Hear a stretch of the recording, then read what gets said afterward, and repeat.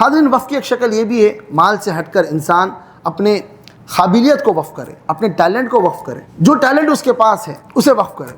حضرت خالد بن ولید رضی اللہ عنہ جنگجو شخص تھے، ان کے پاس ہتھیاروں کا شوق تھا، لہذا ان کا ذکر ملتا ہے حدیث کے اندر کہ انہوں نے اپنے جو ہتھیار تھے، جو زرہیں تھی، یہ ساری اللہ کے راہ میں انہوں نے وقف کر دی۔ تو ان کا جو علم، ان کا جو ٹیلنٹ تھا، انہوں نے اس کو وقف کیا۔ تو ہم میں سے، آپ میں سے جو شخص جو کام وقف کر سکتا ہے، جو اس کا ٹیلنٹ ہے، وہ جڑ کر اپنے محلے، اپنے علاقے یا اپنے سینٹر سے جڑ کر اپنا جو وہ کام، اپنی خدمت پیش کر سکتا ہے، وہ آپ پیش کریں، کیونکہ دین کے کام کے لیے لوگوں کی ضرورت ہوتی ہے، اور یہ کام صرف ایک آدمی، دو آدمی کا نہیں، بلکہ سب مل کر کرنے کا کام ہوتا ہے۔ تو جو کام آپ کر سکتے ہیں، آپ صرف وقت دے سکتے ہیں تو آپ وقت دیں۔